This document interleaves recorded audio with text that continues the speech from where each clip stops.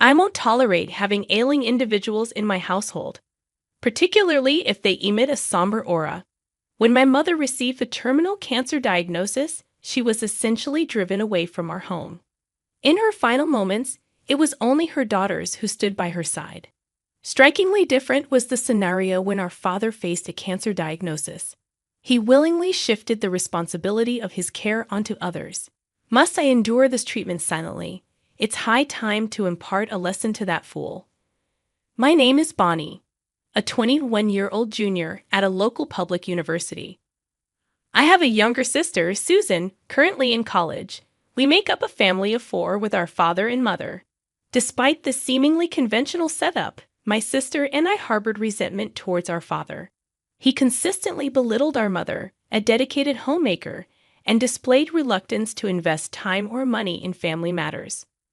Our mother, always engaged in what's now termed solo parenting, never revealed her exhaustion, presenting a constant, cheerful facade. We, her daughters, cherished her deeply and grew to despise our father, who failed to acknowledge her contributions.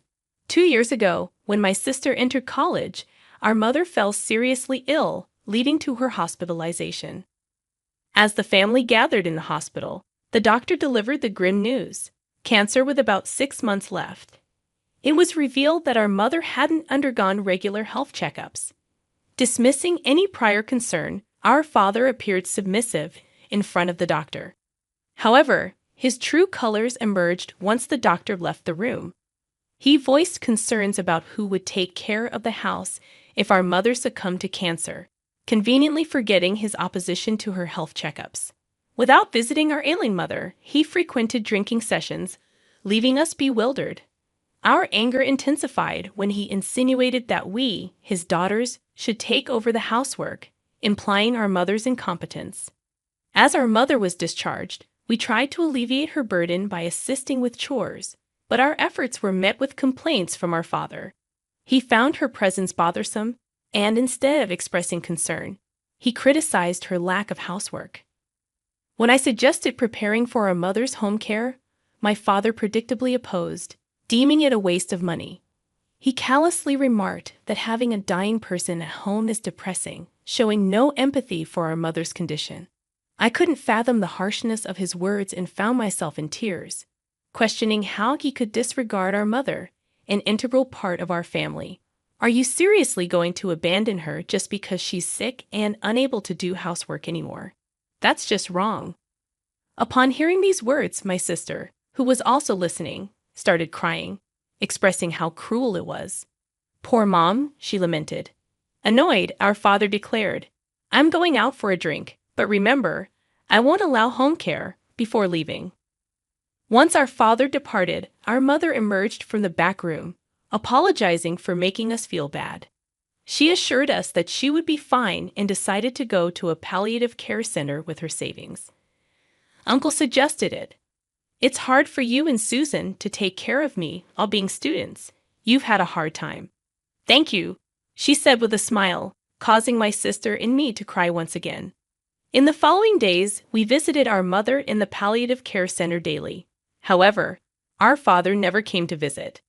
Instead, he insisted, do your chores properly. Who do you think is allowing you to live and attend college? Even after being informed of our mother's passing by the doctor, I was in shock. It wasn't until my sister reminded me, oh, we have to do the wake and funeral, right? That reality sank in.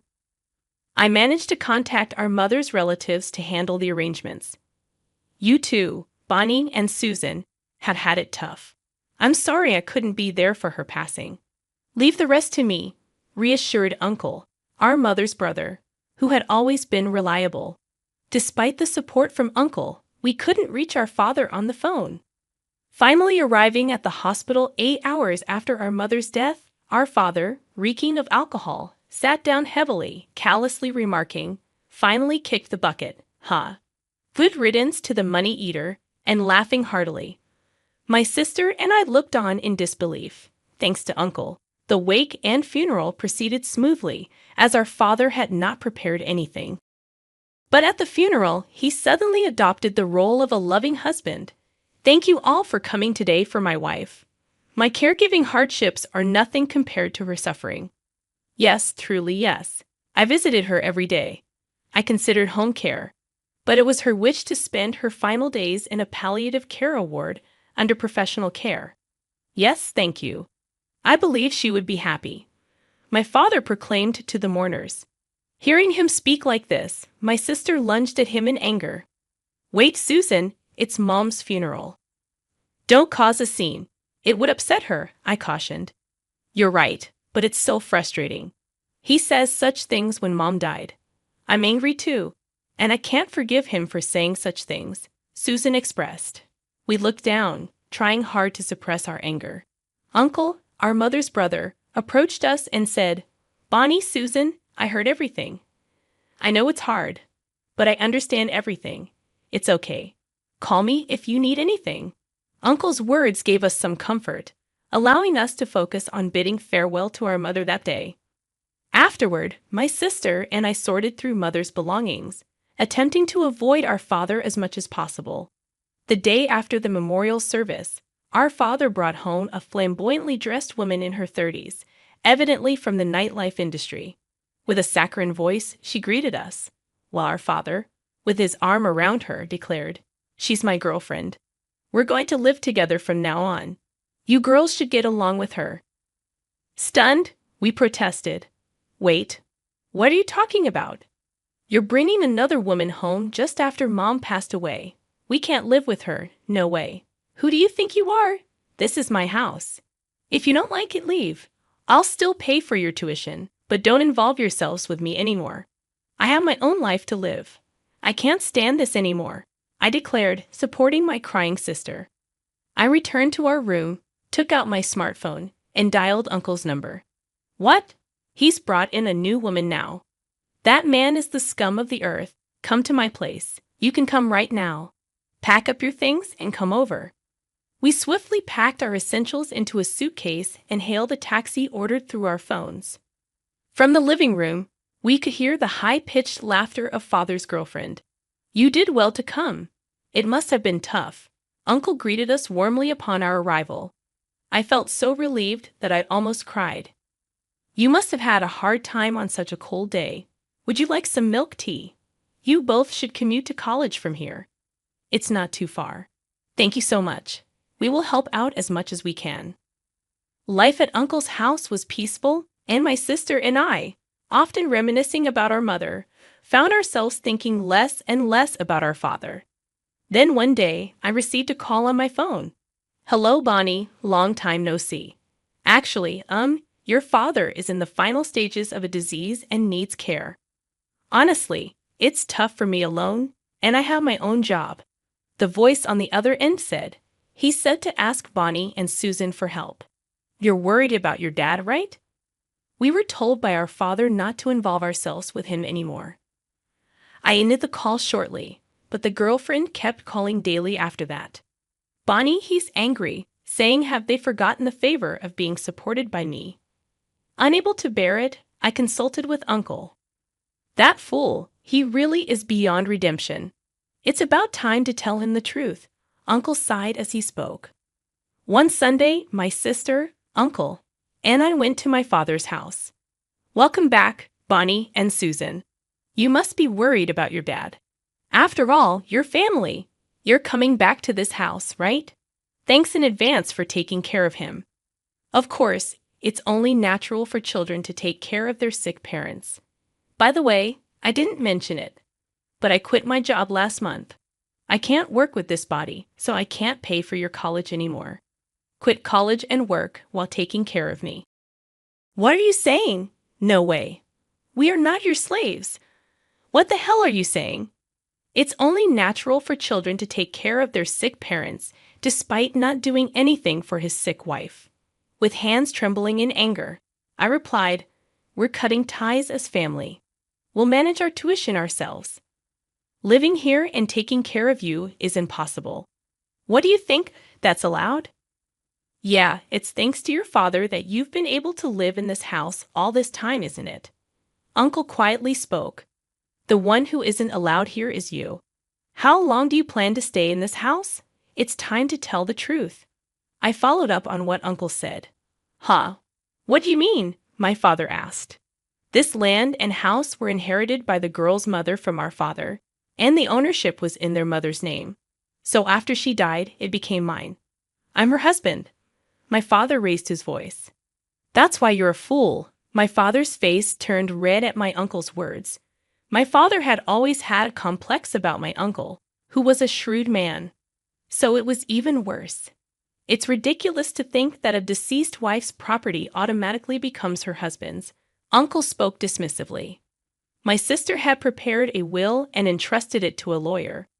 This house is now in Bonnie's name. You two have no right to live here, Uncle continued sharply. You always mocked my sister, calling her a money-eating housewife. But did you actually contribute properly to the household expenses? There were times you didn't because you spent it on drinking. How do you think she managed during those times? Well, I thought she was saving and managing because she was at home, my father replied. You really are a fool. She wouldn't have had enough to manage her savings. She was earning income through investments and managing the household with that income. And you didn't even know, thinking you were the one supporting the household. So that's the situation, Dad. This house is now mine. I'm currently looking for a buyer through a real estate agent. So can you leave? I tried to keep my emotions out of it as I spoke. What? I've quit my job. I have no income. And now if I lose the house too? My father's face, which had been red, now turned pale. All right, I was wrong. I apologize. Let me live in this house. We can be a family again, like before, my father said, looking like a completely different person, head hung low. I finally said what I had wanted to say for so long. No, thank you. I have no attachment to this house without Mom. Having someone on the brink of the afterlife in the house makes it so gloomy, right? My sister nodded vigorously beside me. We won't see you again, Dad, firmly stating that we left the house filled with memories of our mother. Later on, when my sister and I secretly went to get our belongings during Father's absence, a neighbor lady told us, that flashy woman who was living here seems to have left. And my husband saw your father at the hospital wearing shabby pajamas and muttering, I don't have any money to buy anything at the store. Is your father all right? I gave a vague reply to the curious lady and quickly left the scene. But my sister and I later said to each other, it serves him right. Exactly karma. That's the punishment for how he treated our kind mother. Uncle was right. We struck at the right time when it would hurt him the most. Really, it was good to follow Uncle's advice. I remember the day we arrived at Uncle's house. We'll help out as much as we can. You don't need to worry so much. You should know the truth. My sister knew about his mistress and anticipated that if he got the inheritance, he would let his mistress do as she pleased. She intended to divide her assets among us two sisters. She entrusted me with all the legal matters after her death. Then I learned that the house and land were in my name, and stocks and other assets were inherited by my sister. So that means Dad and that woman have no right to live in that house, right? Let's go take it back right away. Wait a minute. As you know, I'm a doctor. When I saw him at my sister's funeral, I had a hunch. He doesn't have long left. Maybe when he's in the same situation, he'll understand her feelings as Uncle intended. We were able to cause significant damage to our father. But sister, are you really okay with selling the house? It has our memories with Mom, and it's where we grew up. Yes, I was conflicted, but I didn't want to leave the option of home care for Dad. And it's scary that his mistress knows about the house. For me now, home is where I can be with you. While talking, my sister and I entered an apartment building in front of the station. This apartment is owned by Uncle, and he's letting us stay here for free. Uncle owns several apartments in this area. I remember when Uncle suggested that we live in this apartment. We can't trouble you any further, Uncle. We tried to decline his offer, but he insisted. Let me do at least this much. I can't accept money from you students. My wife and I don't have children, so we think of you as our own. It would make us happy if you rely on us. Thank you so much. Remembering the hardships we endured because of my father, I felt a surge of emotion. I really wanted to pay for your tuition too. Are you sure you want to pay for it yourselves? Uncle asked. Yes, after selling the house and stocks Mom left us, we have enough to cover the rest of our tuition. It's really thanks to Mom. My sister's eyes also welled up with tears. We have to stay positive to reassure my mother in heaven. My sister and I nodded to each other. Entering the apartment, I recalled this conversation with my sister. As we entered, we saw a photo of our mother. Her smile seemed to say, this was the right choice.